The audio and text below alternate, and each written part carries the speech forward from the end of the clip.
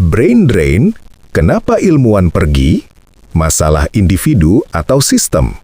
Tahukah kamu, setiap tahun negara mengeluarkan triliunan rupiah untuk pendidikan tinggi, uang pajak rakyat, subsidi universitas negeri, beasiswa dalam dan luar negeri, pendanaan riset.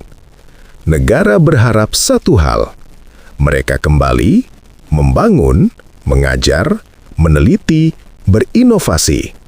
Namun sebagian justru memilih bekerja di luar negeri. Sebagian menetap, sebagian bahkan berganti kewarganegaraan. Kenapa? Apakah ini soal nasionalisme?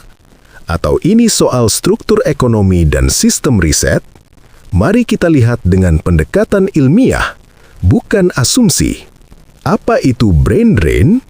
Tahukah kamu?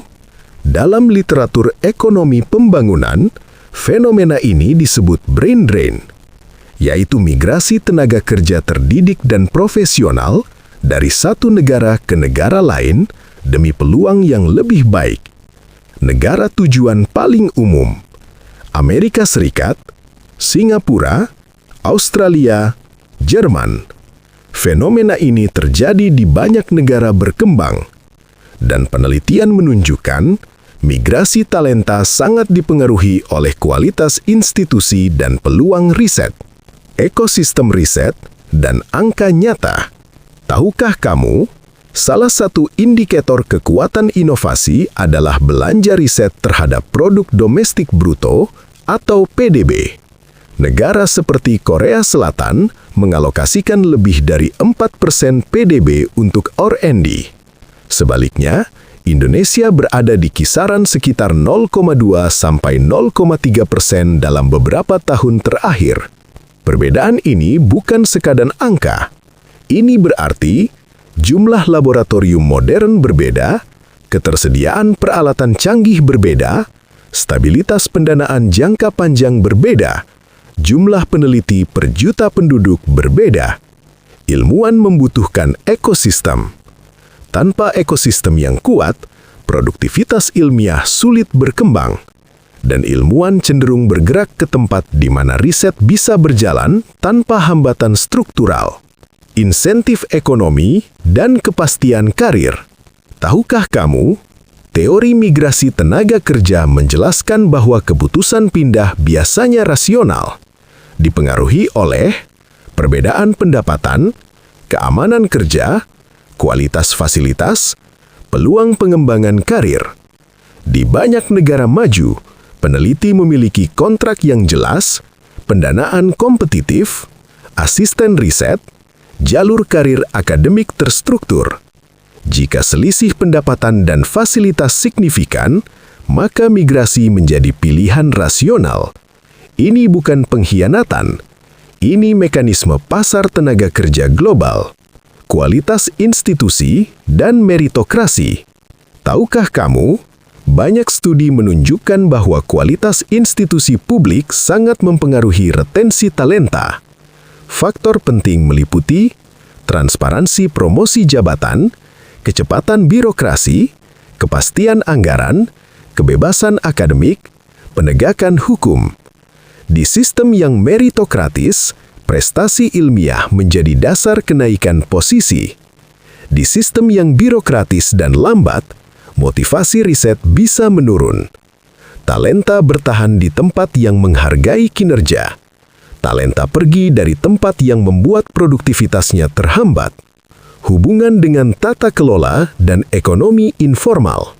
Tahukah kamu, brain drain sering berkorelasi dengan kualitas tata kelola negara.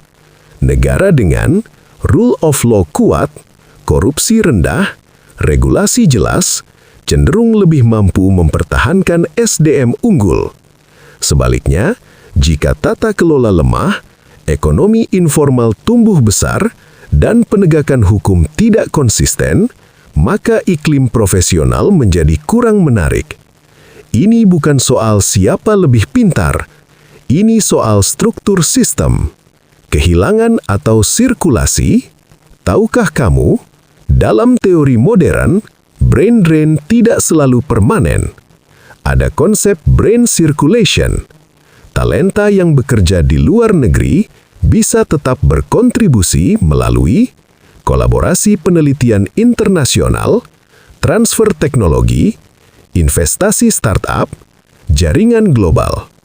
Beberapa negara Asia mengalami brain drain besar pada awal pembangunan, namun berhasil mengubahnya menjadi kekuatan ketika sistem domestik membaik. Artinya, kunci utamanya tetap pada reformasi internal. Di mana letak masalah sebenarnya?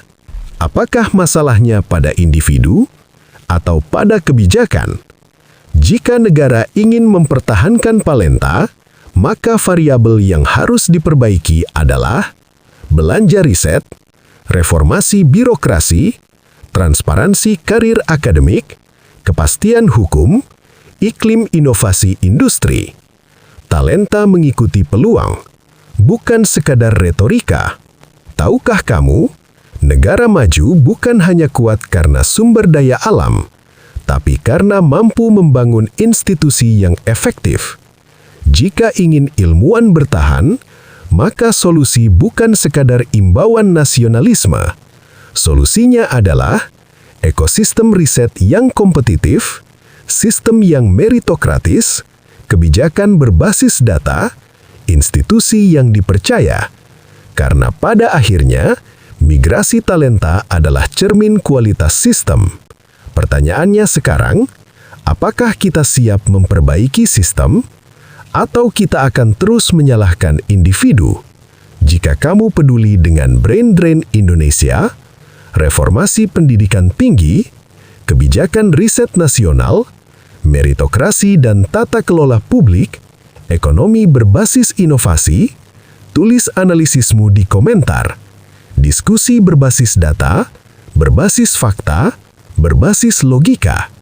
Subscribe, like, komen, dan dukung konten edukasi dan kebijakan publik. Karena masa depan bangsa ditentukan oleh bagaimana kita membangun sistemnya.